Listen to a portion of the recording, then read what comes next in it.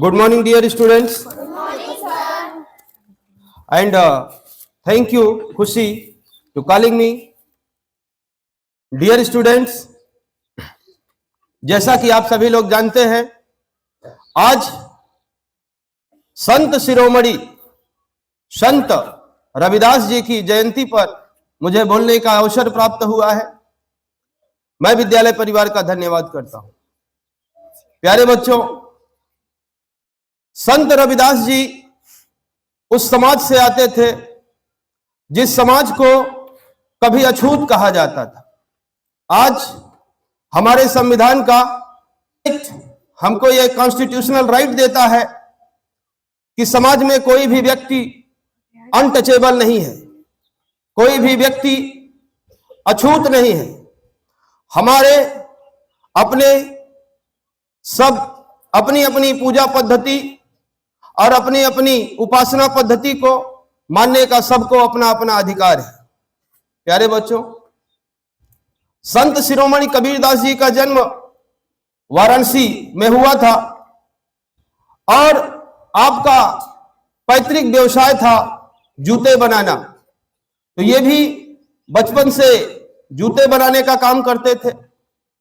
लेकिन बच्चों, इनकी शिक्षा के प्रति रुचि थी, लेकिन समाज इनको शिक्षित नहीं होने देना चाहता था, क्योंकि ये अनटचेबल फैमिली से बिलोंग करते थे। किसी अछूत को किसी विद्यालय में जाने का कोई प्रावधान ही नहीं बनता है।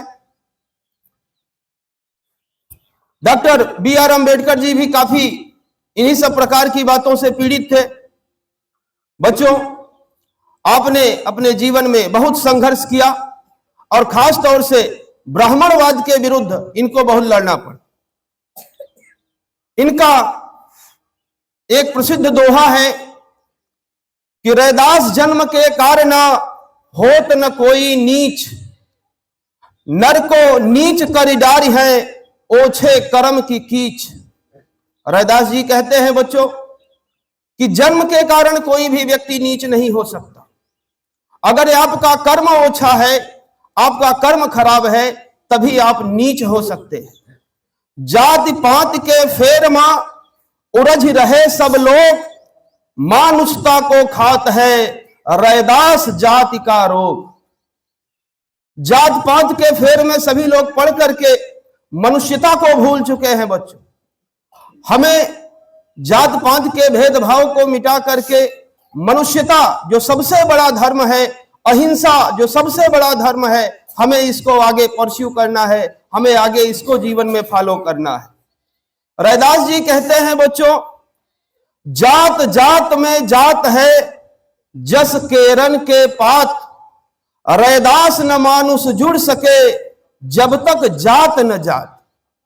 अर्थात बच्चों, जाति जाति में जाति है। एक ही जाति में कई जातियां हैं। जिस प्रकार केले के अंदर, केले की पत्ती के अंदर दूसरा केले की पत्ती के अंदर तीसरी केले की पत्ती, और रैदास न मानुष जुड़ सके।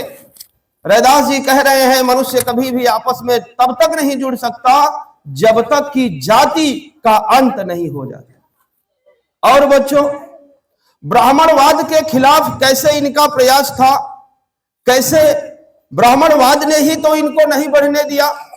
डॉक्टर अंबेडकर जी को स्कूल के बाहर पढ़ना पड़ा, तो ये जाति पाति का ये जो विष हमारे समाज में घुला हुआ था, इसी के कारण जो दलित वर्ग के लोग थे पढ़ नहीं पा रहे थे, आगे नहीं बढ़ पा रहे थे। आप अगर थोड़ा सा इतिहास पढ़ेंगे, मां सावित्रीबाई फूले और महात्मा ज्योतिबा फूले के संघर्षों को देखेंगे, तो आपको समझ आएगा कि हमारे महापुरुषों ने कितना संघर्ष किया है इस जाति पात से ऊपर उठने के लिए, लोगों की सोच को बदलने के लिए। गोस्वामी तुलसीदास, मैं किसी की आलोचना नहीं करना चाहता, लेकिन आप जो लिखेंगे आने वाली पीढ़ियां उसको पढ़ेंगी और आपका मूल्यांकन वहीं से करेंगे।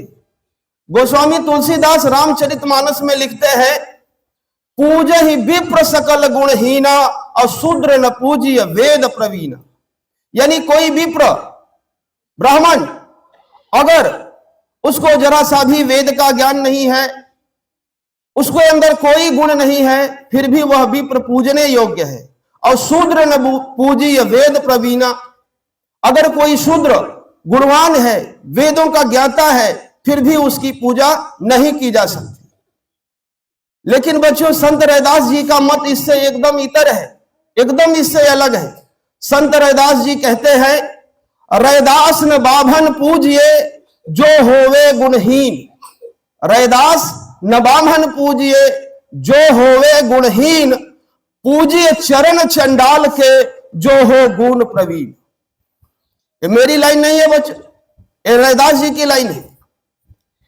रैदास न बाभन पूजिए, उस ब्राह्मण की पूजा नहीं की जा सकती जो होवे गुणहीन, जो गुणों से हीन है। पूजिए चरण चंडाल के, उस चंडाल की भी मैं पूजा करने को तैयार हूं जो हो गुण प्रवीण, जिसके अंदर गुण हो। आपने हमें इतनी देर तक सुना, आपका धन्यवाद।